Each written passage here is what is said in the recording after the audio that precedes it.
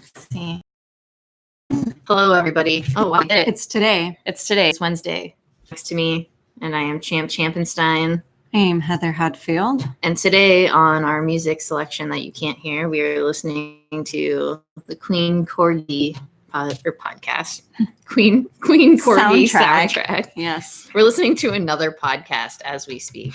We got to get ideas, inspiration. Heather knows the date today. It is August 21st, so 2019. I got it right. It's not the future. It is the right month. And I almost said April this week, which doesn't sound right, but I got like 4. It doesn't sound right. Yeah, sorry. Okay, I can't find a place for my phone. There it'll go. My first comic is History of the Marvel Universe. What is this called again?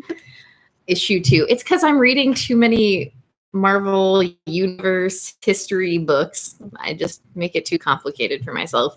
So yeah, this is just issue 2 of the Mark Waid book that just goes over Marvel history stuff. I haven't gotten a chance to read this issue, so forgive me, everybody. But this issue just goes over, looks like Namor, Captain America, a bunch of other misfit toys of Marvel's past.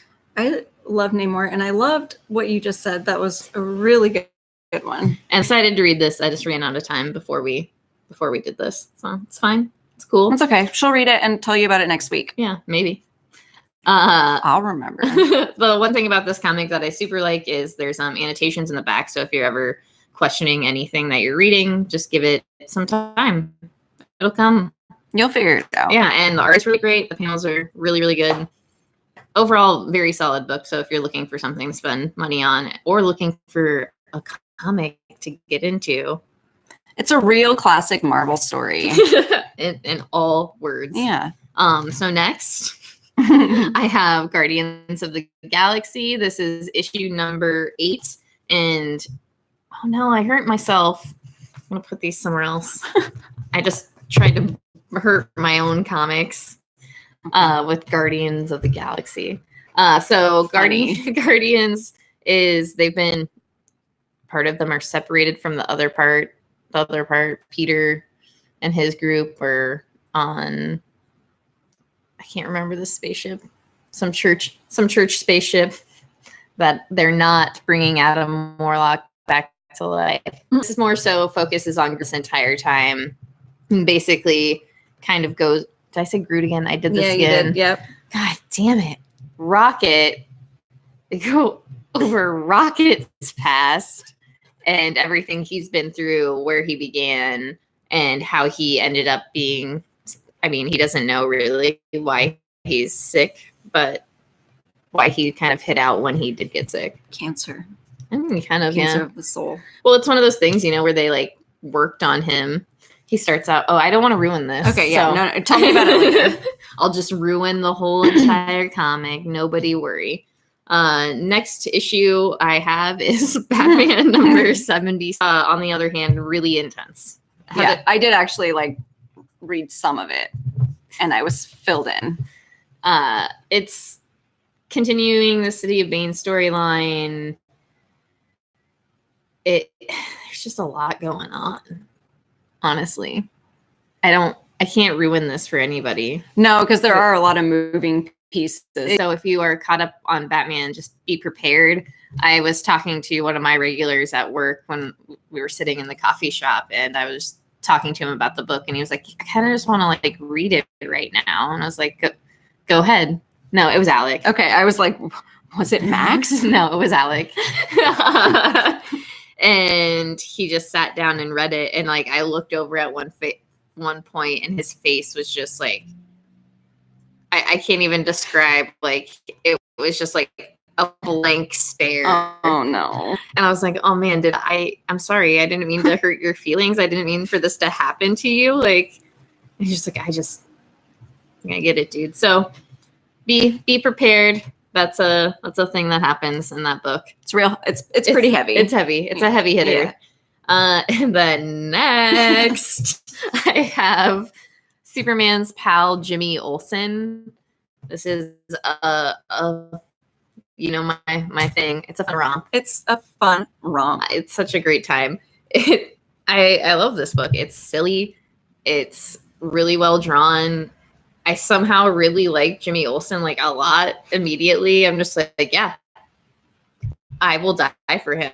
I've never even read it, and I feel that way about him too. I just feel like, especially in this issue, because he destroyed the monument in the last issue, it kind of does do a continuation, even in its little separate stories. Okay. I will kind of just being assholes to him. He's a redhead. And there's a full, like, really great, I guess, a montage of Superman just doing like silly things. He has like a blonde wig on at one point. It's please show me. It's one of I need to see. I kind of ruined it for myself because I was looking at oh my god, I just saw it. Jeff Lieber's like Twitter, and he had posted it, and then it's yeah.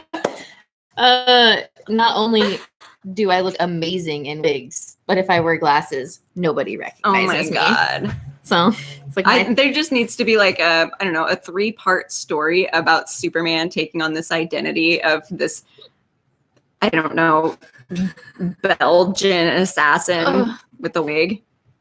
I'm gonna write it. That's gonna be my comic book debut.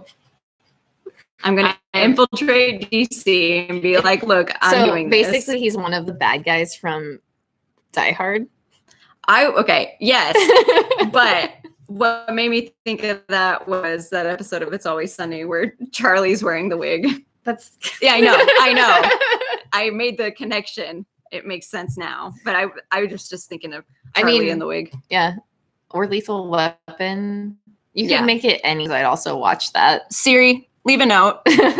I need to make this happen. I was like, does your phone actually do that? I mean, I have Siri, but I turned her off because she kept interrupting me when I was trying to have conversations with people.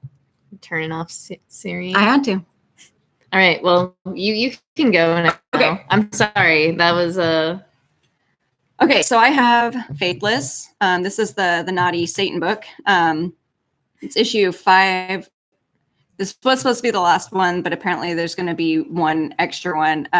This issue is just kind of tying up like what's happening with Faith. 2 of her like really, really close friends were died. Were died. They died under mysterious circumstances. So she's kind of dealing with, I was like, are they zombies? They come back? No, unfortunately, they don't. But no zombie sex. No zombie sex. Again, unfortunately. But yeah, she's kind of dealing with all of that trauma and stuff. And the man that she's been sleeping with, who is her girlfriend's dad. It's weird. He's actually the one who's been like doing all this stuff, which doesn't spoil anything because it doesn't explain how or why. Okay. Has something to do with magic and Satan. And I hope that's what the last issue is. And another unfortunate thing. Roundabouts. Roundabouts. Roundabouts are straight roads. Fuck. You gotta go. You gotta talk about your comics because that just ruined my whole life. It kind of ruined mine, honestly. Yeah. I'd like to take a ride on the street road. I have no words. No words. I am absolutely proud of myself. So if you see me anytime within the next week, I deserve like 10 high fives for that stupid shit. Yeah. Awards, maybe. I'm gonna take my Hummer down the street road. Okay, sorry. Next, we're talking about comics. I don't know. No sleep. Yes. My next book is The Weatherman. This is issue 3 of volume 2. Okay. How many issues were there in the first volume? I think it could have 5, but I'm pretty sure it was 6 because I feel like I remember it being a little bit longer. Okay. But don't quote me. Don't quote. Please don't do this to me. Too much pressure. That's why this podcast gives me anxiety. Sometimes I'm like, oh no. We get way off track. So issue number 3 of volume 2 of The Weatherman is they're on the search for Ian Black's backup memory. You find out Ian Black is the bad guy who destroyed the world, who His memory has been taken from Nathan. Is everything okay? Yeah, I immediately thought of Michael Ian Black, and in my head, like, that's the villain in is Michael Ian Black, and I want this to happen. Why would they take half of his name and not just make it him? Because he has such a long name. Just, it's fine. It's fine. It's okay. I'm just, what, Image? I'm Image. going to infiltrate Image, too. So they're on the search. You find out that Ian Black is dead, and they can't just like take his memories, prescribe or tell you what's going on in this comic, because there's a lot going on. Like, it's just a lot. But the overall premise, if you want to read a good book and or interested, it's just kind of a Total Recall idea of this man destroying the world and then lose like his memory being placed somewhere else so that he would never have to worry about it. And then people are like, we got to get him. Because they know. Okay. But that's that. Was it uploaded into the mainframe? Yeah, it totally was. Okay. It's been hacked. It's been hacked. I got way distracted by like all of the dick jokes. Yeah, me too. I can't stop thinking about him now. So my next book is Daredevil, on that note. I mean, Daredevil's a nice guy. Matt's going full on, just deviling it up. Somebody's pulling into my driveway, everybody. You just hear it in the background. Yeah, he's the store lady who is married to a mafia man. Oh, yes. I remember you telling me about this. So it kind of deals with his internal struggles with that, his struggles with kind of just being Daredevil. You find out just a lot of stuff. It's a nice little book. It's a nice little book. We got our main boy. Our main squeeze. Zdarsky. Chip du jour. Yes. I was trying to think like of a good food pun, but I couldn't do it on the fly. No. I was just like serving up the hot cakes. What could I use for comics? Who knows? Serving up the nachos. So I have just these two more books before we go into our thing. Okay. So if you want to talk about one of our two books we have in common. Yeah, let's do this one. This one? Okay. Yes. Okay, so we both have Middlewest. We have gotten real emotional about this several times. Oh, yeah. So we're going to try to keep it light right now, even though this was an actual heavy, like, fucking issue. It just really goes into how abuse is a learned, what is the word I'm looking for? A learned trait, I guess. Yeah. I don't know, goes with the whole, like when you're a kid and you see things happening a certain way, that's most likely how you will end up living your life. Abel meets his grandfather for kind of the first time. Like he met him previously, but it wasn't ever a thing because he was really young. So he doesn't remember much. But yeah, he runs into his grandpa and finds out, like, this is going to be a really great experience. Abel's going to, do it, reconnect. Abel's going to figure out his life, what's going on in his life, how he feels. And he's going to get this shit figured out. Yeah, and then I feel like he just hits all these bumps in the roads and you feel so bad for him. Mm-hmm. I continually read this book with like, all right, it's getting there. No, no, this sucks. He's like those kids in those documentaries that you watch where, like, I don't know, he was not necessarily in the wrong place at the right time, but like something happens because of a choice that he made. So he gets like life in prison or whatever. And it's always the same thing. Like he had so much potential, but because of the situations that he was in, he wasn't given a chance. And like, that's how I feel about Abel. And it makes me so sad. Yeah. I always like suggesting this book to people, but it's one of those things where you're just like, fuck. Yeah, it's really heavy. I don't think you could read it all at once and just feel good for an amount of time afterwards. You kind of enjoyed yourself, but... And that's, I think, the most frustrating thing for me, because the art is really, like, light. And, like, the colors and stuff make it seem like it's not as deep and like hard hitting as it actually is. Yeah. So you're reading it and you're like, wow, this is great. This is cool. Something good's gonna happen finally. And then like, nope, your whole life is destroyed. Poor fucking kid. I love Abel. I love Abel. I love Middlewest. I know I just said that it's hard for me to suggest it to people, but I absolutely think you should pick up this book. Yeah, definitely. Especially if you enjoy unleashing feelings. There's a lot of depth to this story, and Okay. it just keeps getting like deeper. And yeah, the layers. It's like an onion. I watched Shrek the other night. I think I've watched Shrek like twice. The karaoke and the gingerbread man is Yeah. like yeah. That's my favorite part. I don't know why. It's just because I feel like I watched that aspect of Shrek a lot. My little sisters were super, super into that scene. They were really young when it came out, so we would have to like watch that fucking karaoke scene over and over and over again. Yeah, and then when our tape broke, we would just recreate it ourselves. So That's some good shit right there. Yep. Goes in hand with Middlewest. yeah, Shrek Shrek. layers. I'm bummed. My next book is Fair Lady issue number 5. This is the last issue. It was canceled. Which, I mean, I didn't read this issue. I just flipped through it. And Issue this go round, though I did really like the last issue. what a way to go out, though. Yeah, no, it was really interesting. It looked beautiful. The panels were set up in such a way that it was just very intriguing to like read through, and like the way you gauge. I wonder why it got canceled. Probably numbers.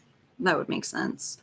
Maybe people didn't like that each issue was like a different thing. Yeah, and I mean that was a really cool asbestos. Asbestos. That was a really great asbestos part of this book, is the fact that each issue could be picked up just by itself without any sort of prior knowledge to anything that happened. This issue ties in a little bit to the first issue, but they still fill in the blanks, so it's not anything where you really have to be familiar with what's happening. And to see Fair Lady out, I'll do my last little back of the book read. I had to clear my throat just to listen.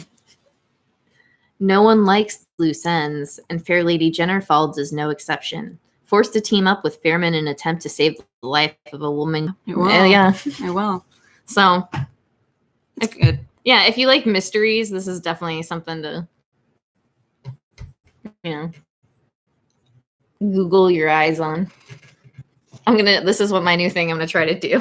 Just throw out new phrases. Yeah. Okay. I do. Sure. That's it. Don't say the other one because then I won't stop thinking about it. Okay. Okay. Next. Oh, do you want? No, what do you want to do? Do you want to do your... You can do you.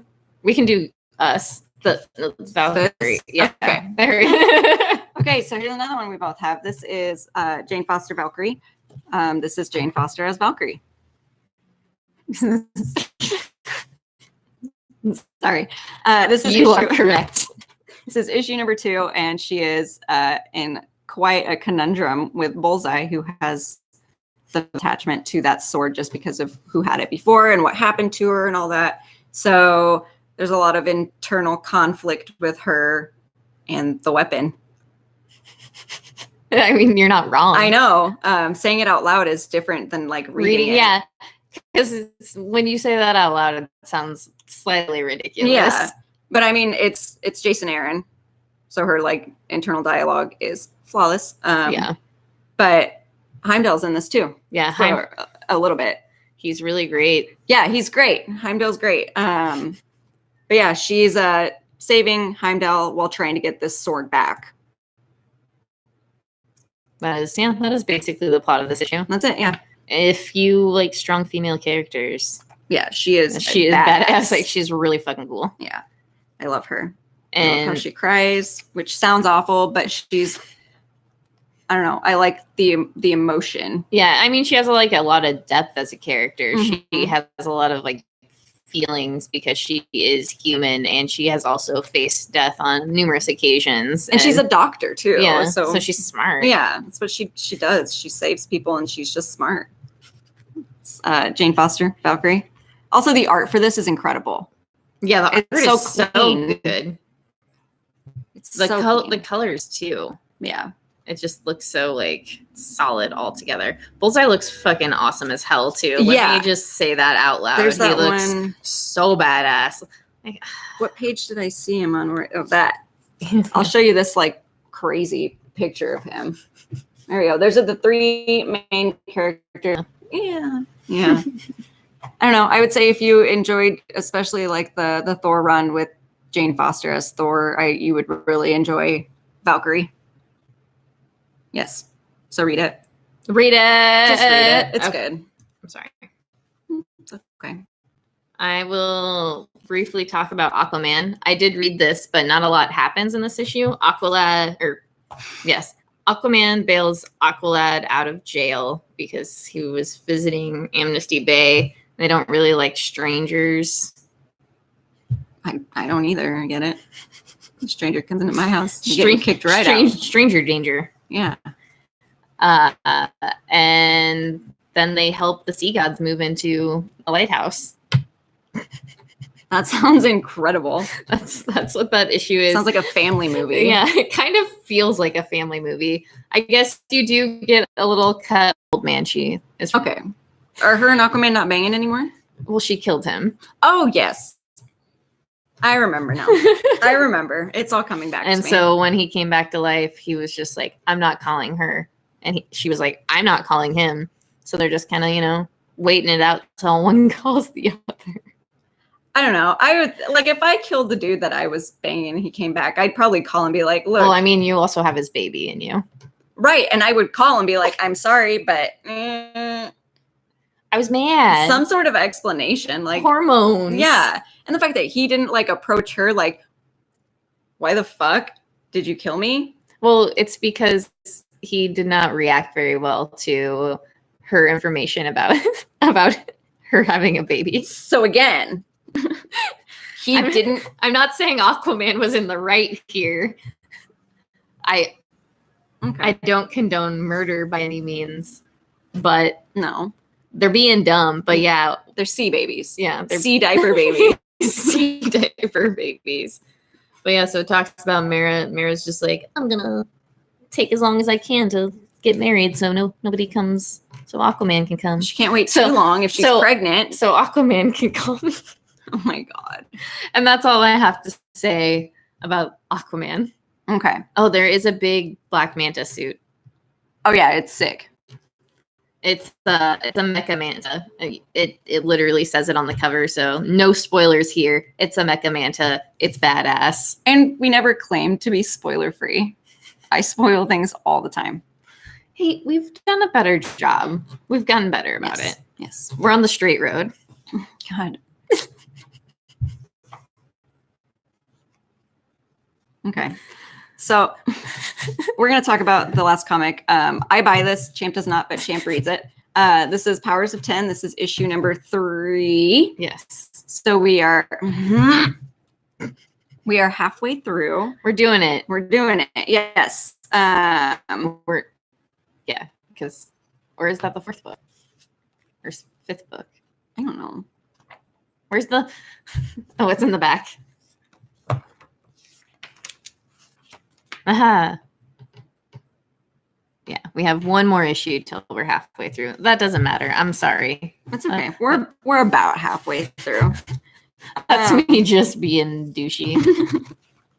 Staying the straight road. So this issue was incredible. Yeah, it was so good. It's and it makes me mad that it just keeps getting better.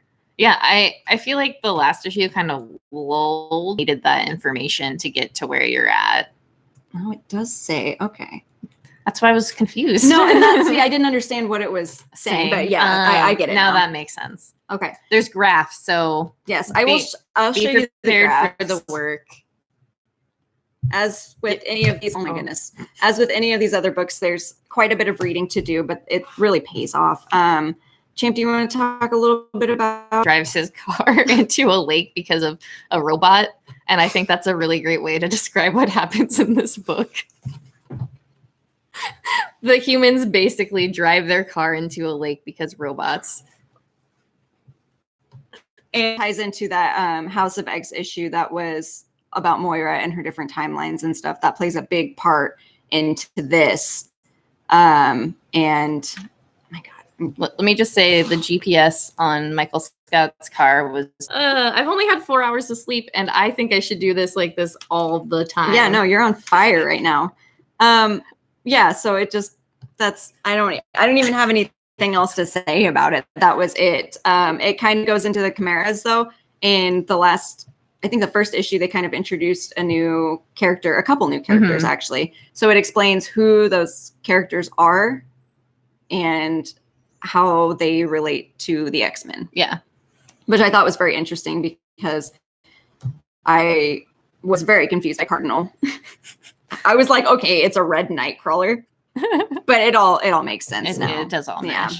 I mean, basically, too, if this just deals a lot with X-Men Year 100 and everything that's basically going on, what's been going on in the last issue.